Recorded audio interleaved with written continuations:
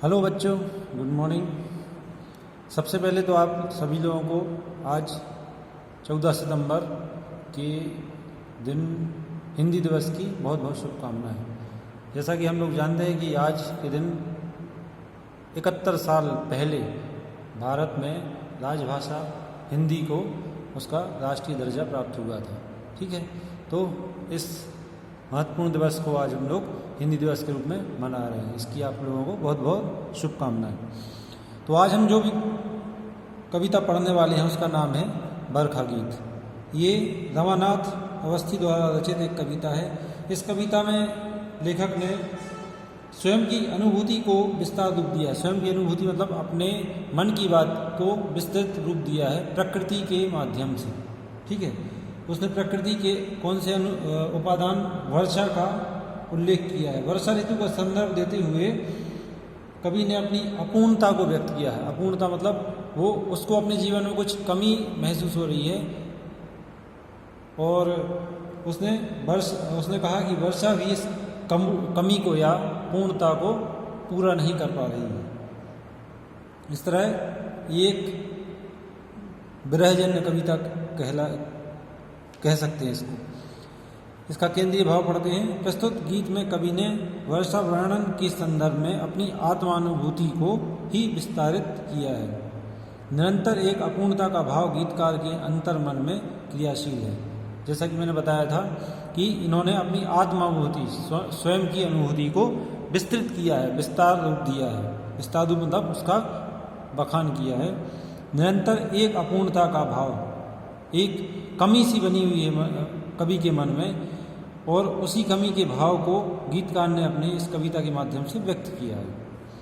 इस अपूर्णता को वर्षा का उल्लास और वर्षा की प्रकृति संवेदना भी पूर्ण नहीं कर पाती है। जो कवि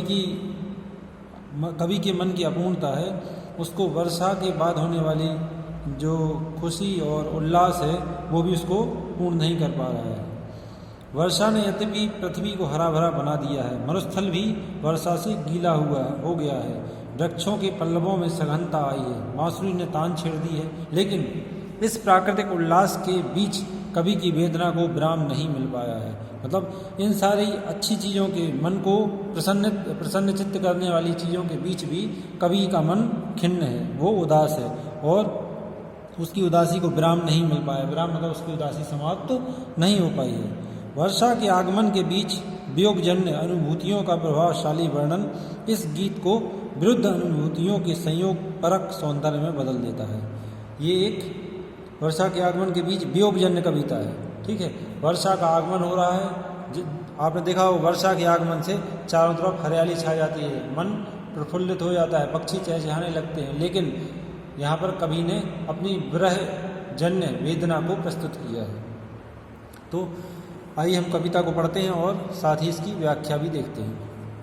जो मेरी प्यास समझ पाता वह बादल अभी नहीं आया।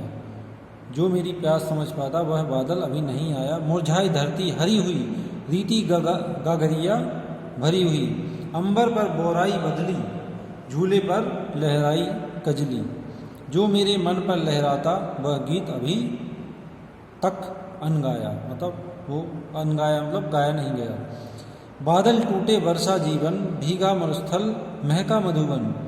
पेड़ों की छां हुई गहरी, इसका साथी दिन का प्रहरी।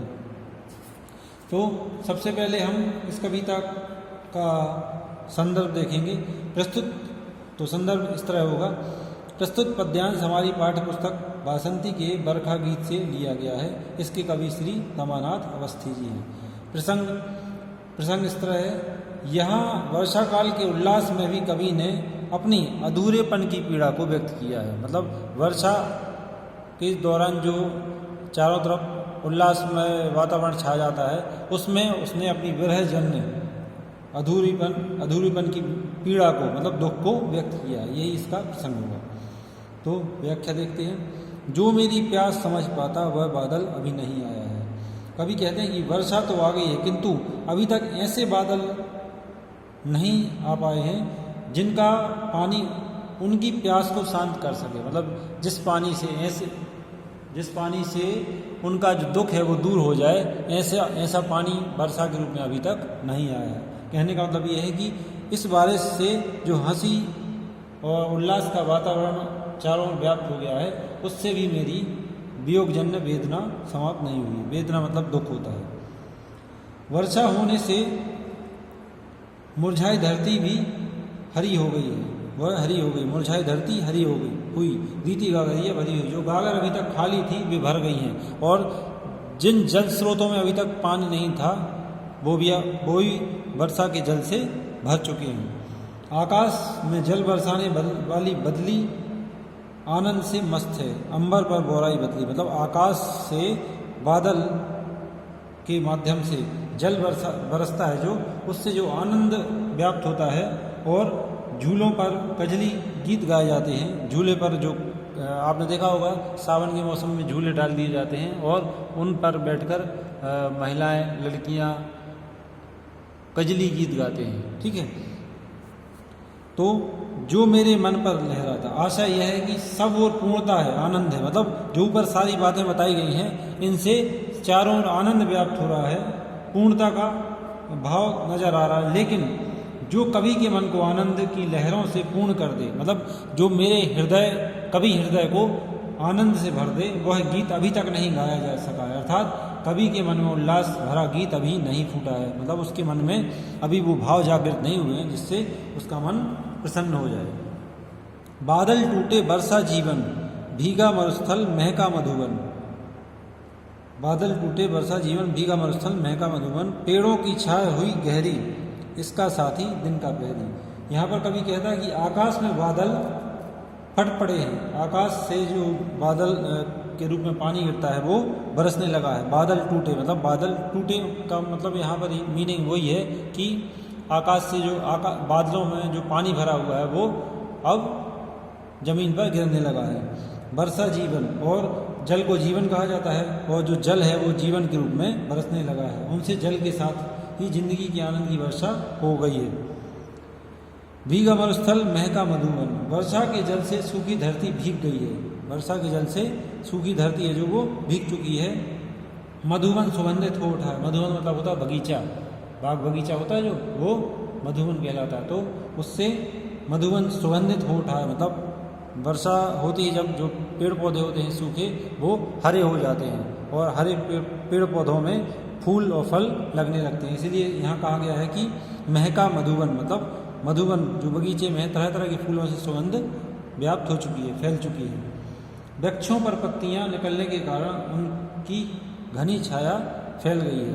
पेड़ों की छाया हुई गहरी, मतलब पानी गिरा तो वृक्षों में नई कोंपले आ गई, नई पत्तियां आ गई, और उन पत्तियों के कारण उनकी जो छां है वो जो छाया है वो भी गहरी हो गई। मतलब घनी छाया वाले वृक्ष हो गए। इस छाया का साथ देने वाला दिन का गहरा पहरा देने वाला सूर्य है, इसका साथी दिन का पहरी। यहाँ कहा गया है कि जो पेड़ों से छाया बन रही है उसका साथ देने वाला कौन है? दिन का पहरी। मतलब दिन का पहरी कहा गया है सूर्य को। ठीक है, तो आशा यह है कि आनंद भरे वातावरण में छाया को साथी का आनंद मिल रहा है। मतलब जो वर्षा के कारण आनंद का वातावरण छाया हुआ है, उससे जो वृक्षों की छाया बन रही है, और उस छाया का साथी कौन है? सूर्य। तो सूर्य के कारण जो वृक्षों के द्वारा छाया बनाई जा रही है उसका भी आनंद सभी लोगों को मिल रहा है। परंतु वह सौंदर्य पता नहीं कहाँ गायब हो गया है जो कवि का साथी बना होता। मतलब कहने का मतलब ये है कि कवि कह रहा है कि चारों ओर आनंद ही आनंद व्याप्त हो गया, लेकिन मेरे आनंद को जगाने वाला सौंदर्य या सुंदरता अभी तक मुझे दिखाई नहीं दे रही। अर्थात कभी अभी भी साथी के बिना है, कभी अभी भी साथी रहित है। वर्षा के भय से डरी डरी बजती है दूर कहीं बंसुरी, जागी फिर से सोई पीड़ा, फिर विकल हुई कोई मीरा। वर्षा मतलब वर्षा ऋतु। वर्षा के डर से भयभीत बंसी कहीं दूर बज रही है। आपने देखा होगा बरसात के मौसम में जब बारिश का मौसम तो होता है लेकिन पानी नहीं बरसता है, तो मौसम बहुत सुहावना होता है। उस सुहावने मौसम में लोग तरह तरह के वाद्य यंत्रों का उपयोग करते हैं अपना आनंद व्यक्त करने के लिए। ऐसे ही एक आनंद में कोई जब दूर कहीं बांसुरी बजाता है तो कभी कहता है कि वर्षा के डर से भयभीत बंसी कहीं दूर बज रही है, मतलब बारिश के कारण दूर कहीं कोई बांसुरी बजा रहा है, लेकिन ऐसा लग रहा है जैसे वो भी डरी हुई है ना। बजती है दूर कहीं बांसुरी, मतलब ऐसा लगता है कहीं दूर बांसुरी बज रही है लेकिन उसके अंदर भी डर का वातावरण सा समझ में आ रहा है। बंसी की ध्वनि सुनकर मन की सोई हुई वेदना फिर से जाग उठी है। जब मैं उस बंसी की धुन को सुन रहा हूँ तो मेरे अंदर की जो पीड़ा है, दुख है, पीड़ा मतलब वेदना या दुख है, वो फिर से जाग उठा है। ऐसा लग रहा है कि उस बंसी ने मेरे अंदर के दर्द को फिर से नवीन कर दिया, नया कर दिया है, और इस दर्द के रूप में कोई मीरा फिर से बेचैन हो उठी है। ऐसा लग रहा है कि कोई मीरा है, मीरा मतलब जैसे श्री कृष्ण की भक्त थी मीरा, और जब वो गाना गाती थी या अपना जो तानपुरा बजाती थी उससे उनका दर्द स्पष्ट झलकता था कि वो कृष्ण के वियोग में बहुत दुखी हैं। इसी तरह कवि ने कहा है कि जो बांसुरी बजाई जा रही है उससे भी उसका दर्द महसूस हो रहा है। आशा यह है कि जैसी मार्मिक पीड़ा मीरा की थी वैसी ही व्याकुल कर देने वाली पीड़ा से मेरा भी मन भर गया है। जो पीड़ा को दुलार सकता ऐसा घनश्याम नहीं आया। इस मार्मिक पीड़ा को समझने वाला और अपने स्नेह का मरहम लगाने वाला, मतलब मेरी इस पीड़ा को समझने वाला और उस पीड़ा को दूर करने वाला, मरहम लगाने वाला मतलब दूर करने वाला, ऐसा कोई बादल अभी तक नहीं आया। घनश्याम मतलब होता घन यानी होता है बादल, और श्याम मतलब काले बादल, ठीक है। तो श्याम मतलब काला होता है, तो घनश्याम मतलब काले बादल नहीं आए हैं। ऐसा कोई कृष्ण अभी तक नहीं आया। घनश्याम कृष्ण का भी दूसरा नाम है। तो कभी यहाँ कह रहा है कि जो मेरी पीड़ा को हर सकता है ऐसा कोई घनश्याम अर्थात कोई कृष्ण अभी तक नहीं आया है जो मुझे प्रसन्न कर सके, मुझे आनंदित कर सके। इस कविता में काव्य सौंदर्य कुछ ये है कि कवि की अपूर्णता से उत्पन्न पीड़ा व्यक्त की गई है। सरल, सरस और खड़ी बोली का प्रयोग किया गया है, और यहाँ पर भाषा जो है वो अलंकार युक्त है। अलंकार युक्त मतलब अलंकार तो मैंने बताया था आपको कि जो भाषा के सौंदर्य को बढ़ाते हैं वो अलंकार कहलाते हैं। तो इस भाषा कवि की इस कविता में भाषा को सौंदर्य देने के लिए अलंकारों का प्रयोग किया गया है, तो ये इसका काव्य सौंदर्य हो जाएगा। तो ये था आपकी कविता का अर्थ, सप्रसंग अर्थ, और इसके जो प्रश्नोत्तर हैं मैं स्कूल बंद होने के कारण आपको भेज चुका हूं पहले, इसलिए मैंने इसकी व्याख्या को अभी रोक रखा था, क्योंकि जैसे स्कूल चालू होंगे तो मैं आपको इसका वीडियो बनाऊंगा और आप लोगों को शीघ्र ही इसको भेज दूंगा।